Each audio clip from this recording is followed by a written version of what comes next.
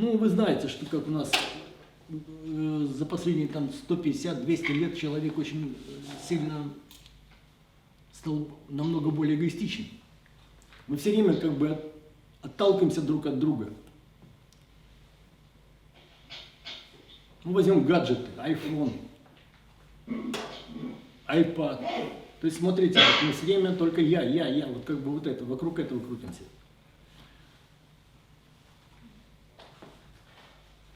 Ну,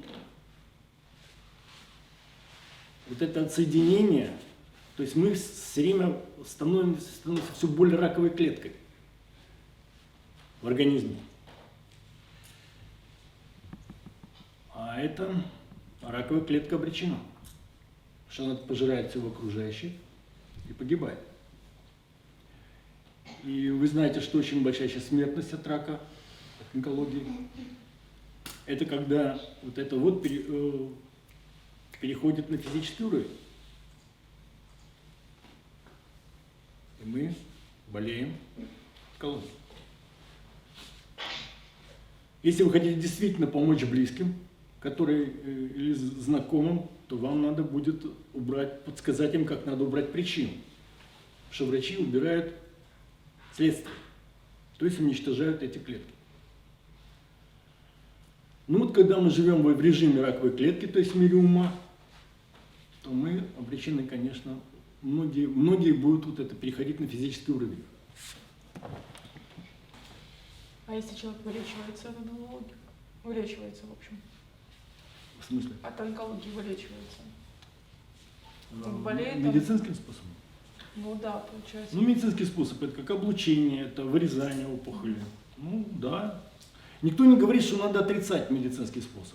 Просто идет речь о параллельном. То есть убирание причины и еще, кроме того, медикаментозным, потому что это глубоко запущенный процесс. Никто не говорит, что надо там отбросить медикаментозный способ.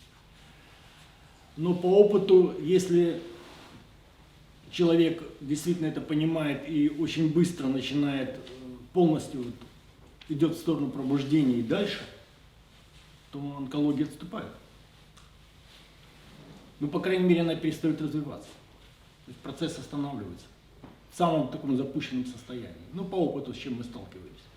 В большинстве случаев мы сталкиваемся с какими вещами? Если человек уже, кто-то из близких заболел, или родственников, или друзей, или вы хотите действительно ему помочь, там же идет химиотерапия, там очень много таких процедур, которые очень сильно изнуряют человека, и ему не до каких-то там занятий. То надо брать людей из его окружения, те, которые реально хотят ему помочь. Они обучаются практике, общаясь с этим человеком, они его вытаскивают. То есть процесс болезни останавливается.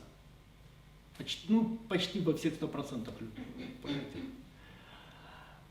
И тогда сам больной может уже заниматься. Вот такой опыт. Как долго надо общаться с таким человеком? Это как налечь. И в какой уровне, на какой стадии болезни. Это не важно, на какой стадии. Этот процесс можно остановить. Не всегда бывает, что можно полностью его убрать, если там уже все прогнило. Быстро или еще как-то. Но процесс остановить можно.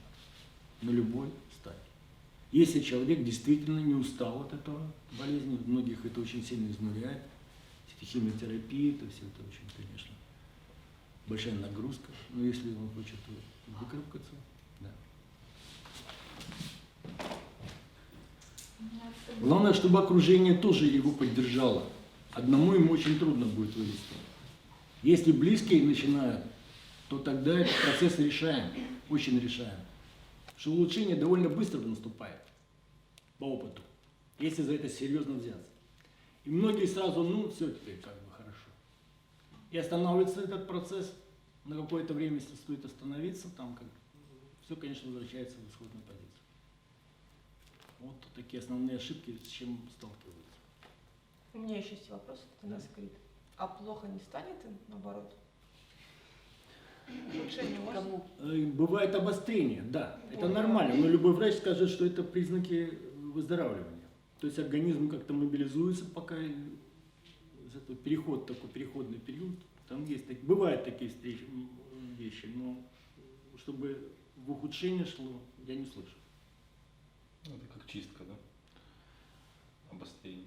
Ну да, это любое заболевание, если организм начинает бороться, то всегда идет обострение. Это всегда врачи говорят, что это надо радоваться, потому что там за этим идет выздоровление, в сторону выздоровления процесс идет.